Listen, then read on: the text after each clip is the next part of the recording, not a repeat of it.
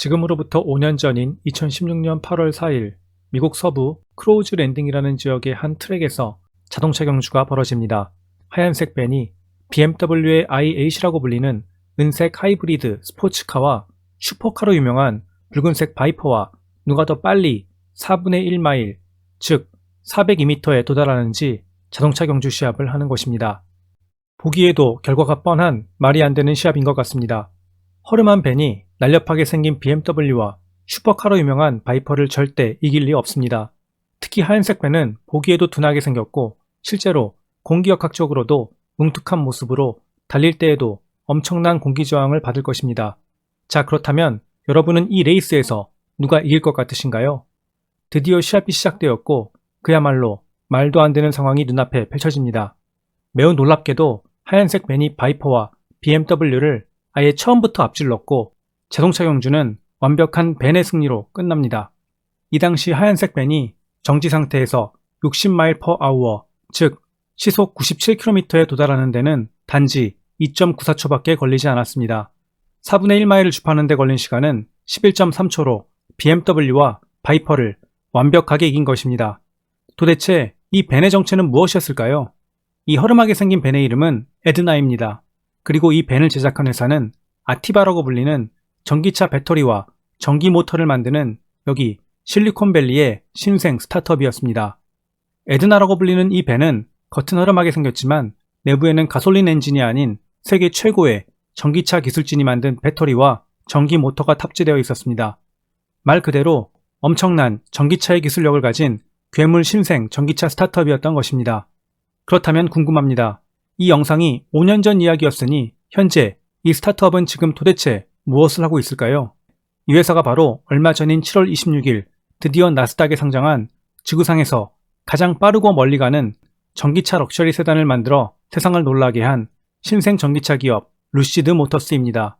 현재 루시드가 생산하는 전기차인 루시드 에어는 정지 상태에서 4분의 1마일에 도달하는 데 걸리는 시간이 단지 9.245초로 10초 미만에 4분의 1마일에 도달하는 유일한 전기 세단으로 일명 테슬라 킬러 혹은 테슬라의 대항마로 불리며 유명세를 타게 됩니다.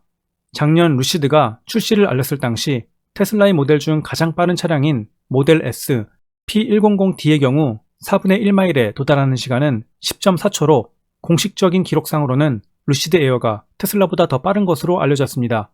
또한 전기차의 성능 중 가장 중요한 핵심 기술 중 하나인 주행거리에서도 루시드 에어는 타의 추종을 불허합니다.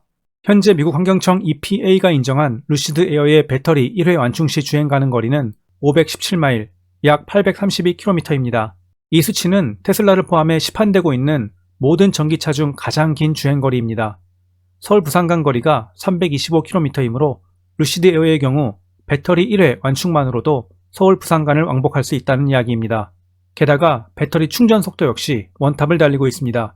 20분 충전으로 300마일, 즉 482km를 달릴 수 있어 현존하는 전기차 중 가장 빠른 충전 속도를 가지고 있다고 합니다. 성능 면에서만 본다면 테슬라를 제치고 세계 최강의 전기차로 등극하게 되는 것입니다. 그렇다면 또다시 궁금해집니다. 도대체 누가 어떻게 이러한 괴물 전기차를 만들 수 있었을까요? 이제까지 우리는 루시드에 대해 들어본 적이 많이 없는데 갑툭튀, 즉 갑자기 시장에 툭 튀어나온 것과 같은 이 회사, 정말 기술력과 생산 능력을 가진 믿을만한 회사일까요? 우리는 테슬라가 세상에서 가장 뛰어난 전기차 기술력을 가진 회사로 알고 있는데 어떻게 루시드 모터스는 테슬라보다 더 뛰어난 기술력을 가질 수 있게 된 것일까요? 사실 많은 분들이 잘 모르시지만 루시드 모터스의 창업과 성장 과정은 매우 흥미롭고 재미있습니다. 오늘은 이러한 부분에 대해 자세히 살펴보고 루시드 모터스의 미래 성장 가능성과 주식 투자 시 반드시 고려해야 하는 위험 요소도 체크해 보도록 하겠습니다. 또한 꼭 주식에 투자하시는 분들이 아니더라도 전기차 및 자율주행 시장은 4차 산업혁명 시대에 매우 중요한 떠오르는 사업으로 상식적으로라도 이 분야에 대해서는 반드시 알아두시면 좋을 것입니다. 제 영상은 특정 종목에 대한 매매 권유가 아닙니다. 미국 기업에 대해 공부하시는 차원에서만 참고하시기 바랍니다. 얼마 전 제가 4차 산업혁명 시대에 관심을 가져볼 만한 떠오르는 미국 테크 기업들에 대해 정리한 실리콘밸리 투데이를 출간하였습니다. 실리콘밸리는 어떤 곳이며 어떤 혁신적인 트렌드가 일어나고 있고 미국에서 최근 떠오르는 기업들은 어떤 기업들이 있는지 선별하여 흥미진진한 창업 스토리와 현황, 미래 성장성에 대해 주식 초보자라도 알기 쉽게 정리해보았습니다. 미국 주식에 대해 공부하고 싶으신 분들께는 좋은 길잡이가 될 것입니다. 루시드 모터스의 시작은 지금으로부터 14년 전인 2007년으로 거슬러 올라갑니다. 루시드의 시작은 테슬라와 매우 밀접한 관계가 있습니다. 제가 예전 테슬라 동영상에서 말씀드렸다시피 테슬라를 초기에 창업한 사람은 일론 머스크가 아닙니다. 테슬라의 초기 창업자는 마틴 에버하드와 마크 타페닝입니다. 당시 일론 머스크가 직접 테슬라를 창업한 것은 아니고 페이팔 등을 통해 큰 돈을 벌게 된 후 이 돈의 일부를 테슬라에 투자했던 테슬라의 가장 큰 초기 투자자였던 것입니다. 2003년 에버하드와 타페닝은 세상에서 가장 멋진 전기차를 만들겠다는 일념하에 테슬라를 창업했고 전기차에 열정을 가진 수많은 미국 내 인재들을 테슬라로 데려와 테슬라 차량의 개발을 야심차게 추진합니다. 특히 전기차에서 배터리는 가장 중요한 핵심 부분입니다. 에버하드와 타페닝은 전기 배터리 분야에서 최고의 기술과 노하우를 가진 초특급 인재들을 모아 테슬라 차량을 같이 개발하기 시작합니다. 그러나 테슬라 초기 개발 단계에는 큰 어려움들이 많았습니다. 에버하드와 타페닝을 비롯한 수많은 엔지니어들은 밤낮을 가리지 않고 몸을 불사르며 열심히 일했고 프로토타입을 성공적으로 만들어 시장에서 큰 주목을 받습니다. 하지만 그 후 전기차의 대량 생산 체계를 만들어가는 과정에서 출시 날짜가 미루어지고 비용은 예상보다 훨씬 더 많이 들어가게 되는 등 많은 어려움을 겪게 됩니다. 그 당시 테슬라의 가장 큰 투자자였던 일론 머스크는 이전까지는 마틴 에버하드와 마크 타페닝의 경영에 간섭하지 않았었습니다. 하지만 테슬라 창업 후 3년이 지난 2007년 대량 생산 준비 과정에서 사태가 심각하게 돌아가는 것 같자 발로 이쿼티라는 투자회사를 고용하여 회사의 문제점을 파악하도록 지시합니다. 그 결과 테슬라의 창업자이자 CEO였던 마틴 에버하드가 경영 능력이 부족하다고 판단했고 일론 머스크는 마틴 에버하드 몰래 이사회를 열어 에버하드가 출장을 간 사이 그를 기술 담당 사장으로 좌천시키게 됩니다. 이에 큰 배신감과 분노에 쌓인 에버하드는 결국 몇 달을 못 버티고 2007년 12월 퇴사하게 됩니다. 그리고 일론 머스크가 직접 CEO 자리를 맡아 직원들을 몰아치며 엄청나게 매서운 긴축 경영을 시작합니다. 이미 테슬라의 많은 엔지니어들은 세상에서 가장 뛰어난 전기차를 만들겠다는 일념하에 밤낮을 가리지 않고 열심히 일해왔고 많이 지쳐있는 상황이었습니다. 하지만 새로 CEO가 된 일론 머스크는 직원들에게 작업을 마칠 때까지 책상 아래서 잠을 자고 주말에도 일하라고 무섭게 몰아칩니다. 생산 지원과 자금 압박으로 너무나도 큰 스트레스를 받은 나머지 일론 머스크는 이 당시 직원들에게 비난과 폭언을 일삼으며 무척 공격적인 모습을 보입니다. 회의실 탁자에 커피를 뱉어버리고 직원들에게 소리를 지르는 등 변덕스럽고 거친 성격을 그대로 보였다고 합니다. 이로 인해 현재의 테슬라를 있게 한 테슬라의 창업 초기 멤버들, 즉 자신들의 모든 것을 걸고 밤낮으로 일했던 테슬라의 1등 공신들을 비롯한 유능한 엔지니어들이 테슬라에서 대거 퇴사하는 최악의 사태가 발생합니다. 그리고 이때 테슬라의 배터리 개발 분야를 이끌었던 초특급 핵심 인재 중 하나였던 버나드 채라는 인물도 퇴사하게 됩니다. 바로 이 버나드 채가 세운 회사가 현재 루시드 모터스의 전신이자 앞서 보여드린 에드나라는 세계에서 가장 빠른 벤을 만든 아티바라는 스타트업이었던 것입니다. 미국 내 최고의 전기차 배터리 엔지니어인 버나드 채는 2003년 테슬라의 설립 초기부터 테슬라에 조인하여 배터리 부문의 혁신을 이끌었던 인물로 테슬라의 부사장이자 이사회 멤버 중 하나였을 정도로 매우 중요한 인물이었습니다. 테슬라의 초기 창업자 마틴 에버하드와 절친한 친구이기도 했던 버나드 채는 에버하드와 같이 테슬라의 배터리 기술이 단지 전기차의 배터리에만 사용되는 것이 아닌 항공기나 주택 등 산업용으로도 얼마든지 활용될 수 있다고 믿었습니다. 그래서 다양한 용도로 배터리를 사용할 수 있는 사업을 추진하기 위해 테슬라 내에 테슬라 에너지 그룹을 만들려고 준비 중이었습니다. 하지만 일론 머스크는 에버하드를 쫓아낸 뒤 비용 절감을 위해 이 에너지 솔루션 부서도 없애버립니다. 이로 인해 버나드 채도 테슬라를 떠나게 된 것입니다. 하지만 버나드 채는 자신이 꿈꾸었던 배터리 사업을 지속하고 싶었습니다.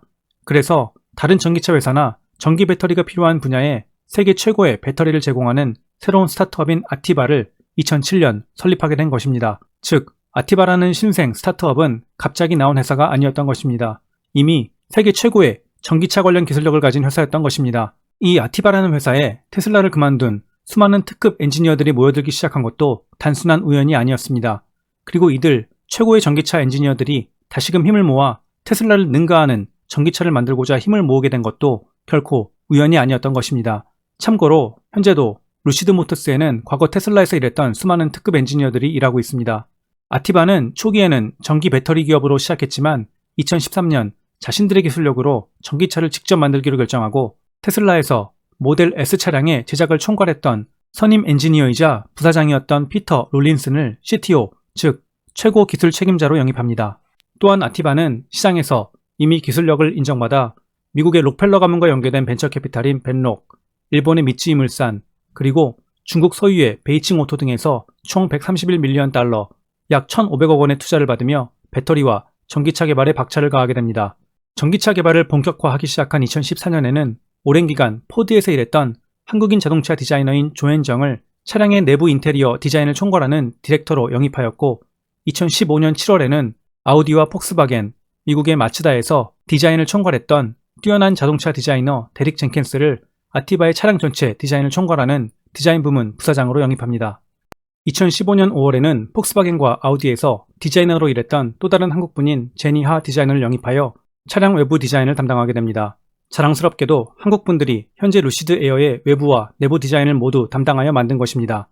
2016년 아티바는 자신들의 기술력을 대중들에게 선보이기 위해 메르세데스 벤츠의 비토라는 상업용 벤 차량에 자사의 배터리와 파워트레인 기술을 얹어 영상 맨 앞에 보여드린 대로 세상에서 가장 빠른 벤인 에드나를 만들었고 슈퍼카를 보유한 사람들에게 이 에드나에게 도전해보라고 공개적으로 도전장을 내밀었던 것입니다. 이 당시 아티바는 코스모스라는 코드명의 프로젝트로 현재 루시드 에어의 모태가 된 럭셔리 세단 개발을 진행하고 있었습니다.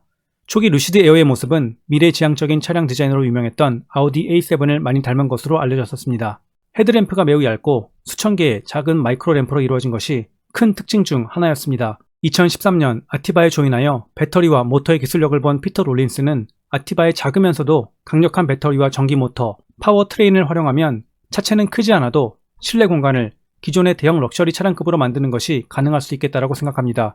그리고 여기에서 현재 루시드 에어의 컨셉이 나오게 된 것입니다. 즉, 차량의 실내 공간은 벤츠의 S클래스보다 더 크고 고급스럽게 만들되 차량의 외부 디자인은 벤츠의 E클래스나 아우디의 A6와 같은 스포티하고 럭셔리한 세단의 모습으로 제작하는 것이 가능하겠다라고 본 것입니다.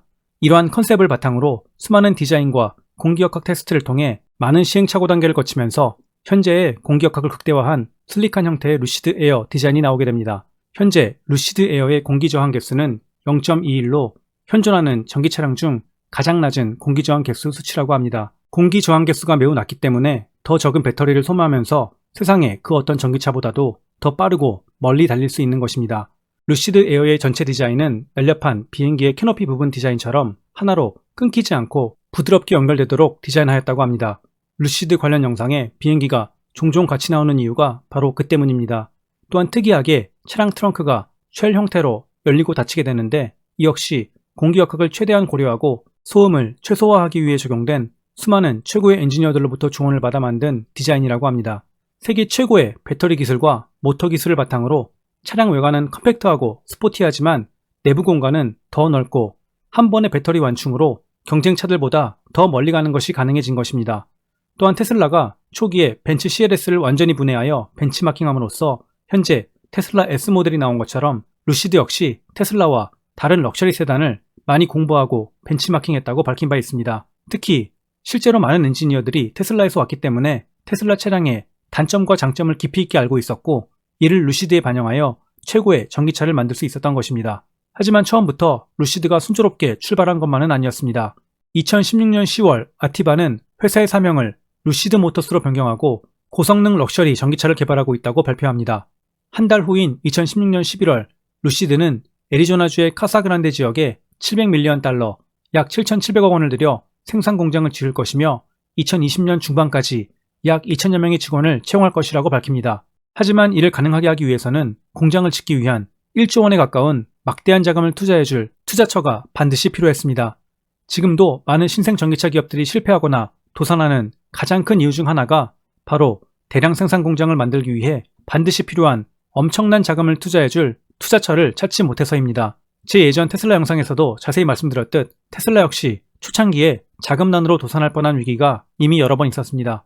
루시드도 마찬가지로 초기에 벤처 캐피탈에게 받은 투자금만으로 공장을 짓기에는 자금이 턱없이 부족했던 것입니다.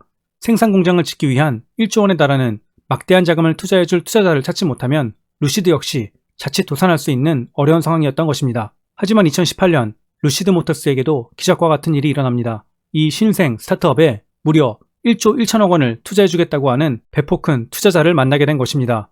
얼마 전 루시드 모터스의 상장과 함께 초대박을 터뜨린 이 투자자는 누구였을까요? 바로 석유왕국 사우디아라비아의 국부펀드인 PIF, 즉 퍼블릭 인베스트먼트 펀드입니다. 사우디의 국부펀드가 자칫 실패할 수도 있는 이 신생 스타트업의 사업에 통 크게 $1 빌리언 투자하기로 한 것입니다. 2019년 4월 사우디의 국부펀드로부터 투자가 드디어 완료됩니다. 이후 루시드 모터스의 첫 번째 전기차 생산을 위한 작업은 급물살을 타고 앞으로 나가게 됩니다. 수년 전부터 기획해왔던 아리조나 카사그란데 공장 설립이 2019년 말부터 본격화되었고 2020년 12월, 즉 작년 말에 1단계 공장 건축이 완료되게 됩니다. 루시드 모터스의 공장 건축은 수년간 총 4단계에 걸쳐 진행되는데 현재는 1단계를 완료하고 2단계 공장 건축을 진행 중입니다. 2단계 건축이 완공되면 연간 9만 대의 차량 생산이 가능해진다고 합니다. 향후 4단계가 모두 완료되면 연간 40만 대의 차량 생산이 가능해집니다. 사우디의 국부펀드로부터 조달받은 1조 원이 넘는 투자금의 많은 부분이 바로 이 공장 건축에 사용되는 것입니다. 참고로 사우디의 국부펀드는 2년 전에 투자한 $1 빌리언 의 주식 가치가 최근 주식 상장과 함께 크게 올라 무려 20배가 넘는 어마어마한 수익을 얻은 것으로 알려져 있습니다. 루시드 모터스는 이래저래 한국과도 연관이 많은 기업입니다. 앞서 말씀드린 대로 루시드 에어의 외관과 내부 인테리어 디자인의 담당자분들이 한국분일 뿐 아니라 2016년 12월에는 LG화학과 파트너십을 맺고 LG화학의 리튬이온 원통형 배터리셀을 주문 제작하여 공급받아 사용하고 있습니다. 루시드만의 자체 기술력인 맞춤형 배터리 관리 소프트웨어와 최첨단 패킹 기술을 적용하여 세계 최고 수준의 에너지 밀도를 가진 장거리 주행 배터리팩을 개발했다고 합니다. 앞서 루시드 모터스의 전신은 아티바라고 말씀드렸었는데 그렇다고 아티바가 없어진 것은 아닙니다. 아티바는 루시드 모터스 내 배터리 개발 전문 자회사로 현재도 지속적으로 더 나은 배터리를 개발하고 있으며 그 기술력을 인정받아 2016년부터 전기차 레이싱 대회인 포뮬러 E 대회에 출전하는 전기 레이싱카의 배터리를 공급하고 있습니다. 예전에는 아무리 성능이 뛰어난 배터리로도 자동차 경주 거리를 완주하는 것이 불가능했습니다. 하지만 아티바의 세계 최고의 배터리팩 기술력으로 풀 레이스 코스 완주가 가능한 배터리를 만들었기 때문에 2019년부터는 아예 포뮬러 E 레이싱 대회에 참여하는 24개의 모든 레이싱카들이 루시드의 배터리를 사용한다고 합니다. 실제 기술력만큼은 세계 최고로 인정받은 것입니다. 또한 최근 전기차에서 가장 중요시되는 기술 중 하나가 바로 자율주행 기술입니다.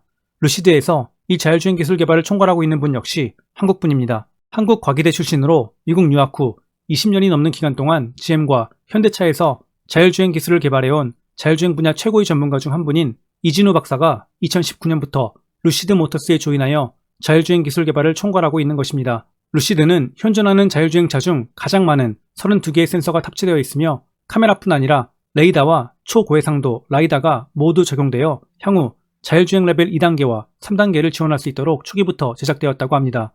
조건부 자율주행에 해당하는 레벨 3의 자율주행 기술은 아직 개발 중인 것으로 알려져 있습니다. 또한 테슬라와 마찬가지로 OTA, 즉 오버 더 에어로 불리는 차량에 소프트웨어 무선 업데이트 시스템이 탑재됩니다. 루시드 모터스의 첨단 운전 보조 시스템의 이름은 드림 드라이브입니다. 루시드 에어의 디자인에 대해서도 말씀을 드리면 차량의 디자인은 개인의 호불호가 있기 때문에 좋다 나쁘다를 말하는 것은 크게 의미가 없습니다. 하지만 루시드는 전통 럭셔리 세단 브랜드인 BMW나 벤츠와 같이 역사와 전통을 가진 업체가 아니라 아예 제로부터 모든 것을 새로 만들어야 했던 브랜드입니다. 처음에 무언가 있는 것에서 시작하는 것은 그나마 쉽습니다. 하지만 아무것도 없는 상태에서 새로운 럭셔리 브랜드를 만들고 스토리를 입히는 것은 매우 어려운 과정입니다. 루시드는 그냥 전기차 브랜드가 아니라 캘리포니아의 실리콘밸리에서 태어난 광활하며 자유분방하지만 다양성을 포용하는, 그러면서도 실리콘밸리의 최첨단 기술과 고성능을 자랑하는, 한마디로 캘리포니아 특유의 드림 스토리를 가진 브랜드로 탄생되었습니다. 차량 좌석에 붙어있는 곰의 문양은 캘리포니아의 상징인 곰을 의미합니다. 차량의 색상도 그냥 나온 것이 아니라 캘리포니아를 대표하는 여러 지역의 색상을 따왔다고 합니다. 한마디로 지난 수년간 엄청난 고민을 통해 캘리포니아를 대표할 수 있는 럭셔리 전기차 브랜드로 탄생된 것입니다. 실내 인테리어의 경우 한국분인 조현정 님이 실내 디자인 디렉터로 총괄을 했다고 말씀드렸었는데 실제로 코크핏을 보시면 다른 차량과 달리 좀 독특합니다. 운전자 앞에 5K의 대형 디스플레이 코크핏이 커브형으로 운전자를 향해 인체공학적으로 설계되어 있고 대시보드에 붙어있는 것이 아니라 떠있는 것처럼 올라와 있어 미래지향적인 느낌을 줍니다. 내부 디자인 중 많은 관심을 받았던 특징 중 하나는 항공기의 퍼스트 클래스를 떠올리게 하는 뒷좌석인 이그제큐티브 시트입니다. 최대 55도까지 기울어져 마치 탑승자가 누워서 공중에 떠가는 듯한 느낌마저 준다고 합니다. 루시드 에어 출시 초기에는 보다 대중적으로 선호되는 3열 시트 차량을 먼저 선보이기 위해 일반적인 시트 형태로 출시되고 이그제큐티브 시트는 추후에 출시될 예정이라고 합니다. 또한 최상위 모델인 루시드 에어드림과 그랜드 투어링 차량에는 세계적인 음향업체 돌비와 협업하여 개발한 21개의 내부 스피커가 360도 입체 사운드를 들려주는 몰입형 사운드 시스템이 탑재된다고 합니다. 차량 안이 하나의 극장 내부처럼 바뀌는 것으로 완벽한 엔터테인먼트 공간으로 변모하는 것입니다. 루시드 모터스는 벤츠나 BMW, 제규어, 포르쉐, 아우디와 같은 럭셔리 세단 마켓을 타겟으로 경쟁을 하려고 한다고 이야기하고 있습니다. 따라서 차량의 가격도 가장 저렴한 루시드 에어 퓨어 모델이 69,900불로 하나로는 7,700만원에 달합니다. 가장 최상위 모델인 에어드림 에디션은 16만 불을 넘어섭니다. 물론 미국은 한국과는 달리 시장이 매우 크고 여유가 있는 사람들도 훨씬 많기 때문에 제품이 잘 나온다면 벤츠나 BMW의 경쟁 차량으로 성장할 가능성이 큽니다. 하지만 그만큼 럭셔리 세단이라는 말에 걸맞게 마감이나 품질, 각종 차량 내 기능들이 최고의 수준으로 나와서 소비자의 기대치를 만족시켜줄 수 있어야 할 것입니다. 루시드는 지난 7월 26일 CCIV라는 스펙과 합병을 통해 미국 주식시장에 상장했으며 티커는 LCID입니다. 현재 루시드 모터스는 루시드 에어의 한 가지 차량으로 시작하지만 2023년에는 SUV인 루시드 그래비티를 출시할 예정입니다.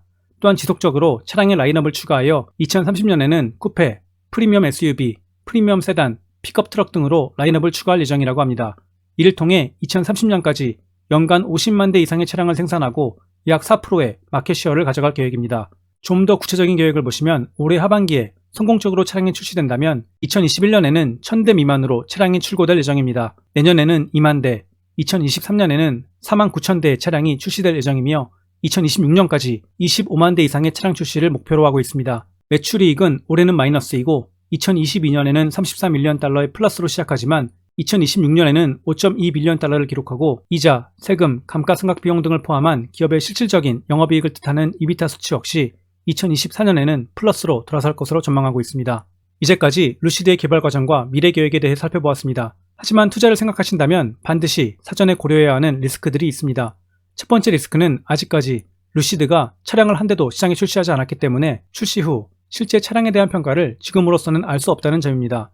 현재 루시드의 CEO인 피터가 올해 하반기 생산에는 문제가 없다고 얼마 전 인터뷰에서 이야기한 바 있지만 실제 생산이 하반기에 제대로 이루어질지 역시 그때 가봐야 확실해질 것입니다. 만에 하나 무슨 예상치 못했던 문제가 생겨서 다시 한번 출시 일정이 미뤄지게 된다면 주가에 부정적인 영향을 미칠 수 있습니다. 루시드 측은 현재 루시드 에어 차량의 품질을 최상급으로 높이는 데 주력하고 있는 것으로 알려졌습니다. 럭셔리 차량이다 보니 품질이 생명이기에 품질 관리에 엄청난 공을 들이고 있다고 합니다. 테슬라의 경우 처음 로드스터가 시장에 출시되었을 때 품질 문제로 고객들에게 엄청나게 항의를 받고 수백 대가 리콜되는 등 큰 어려움을 겪은 바 있습니다. 그나마 이 당시에는 테슬라가 시장에 거의 유일한 전기차였기 때문에 품질에 문제가 있어도 처음이니까 그럴 수 있다는 분위기도 있었고 용서받을 수 있었습니다. 하지만 지금 루시드의 경우 이미 테슬라 등의 비교 대상이 시장에 있는 데다 루시드 자체가 고급 럭셔리 세단의 이미지를 표방하고 있기 때문에 만약 품질이나 마감에 문제가 발생한다면 SNS 등을 통해 급속도로 안 좋은 소문이 퍼지게 될 것이고 부정적인 여론에 순식간에 휩싸이게 될 가능성이 큽니다. 따라서 루시드의 경우 차량 출시를 미루더라도 품질만큼은 무결점에 가까운 수준으로 반드시 끌어올려야만 하는 것입니다. 루시드 측도 이 점을 매우 잘 알고 있고 인터뷰에서 여러 차례 품질 관리에 모든 역량을 쏟아붓고 있다고 이야기한 바 있습니다. 루시드 관련 두 번째 리스크는 올해 초 스펙 합병 시기부터 논란이 되어온 기업 가치가 너무 고평가되어 있다는 문제입니다. 루시드는 일반 상장이 아닌 인수합병 특수 목적회사, 즉 스펙과의 합병으로 상장한 회사로 제2의 테슬라가 될 것이라는 기대감에 합병 계획이 발표되기 전 주가가 10불에서 무려 60불대까지 수직 상승하였습니다.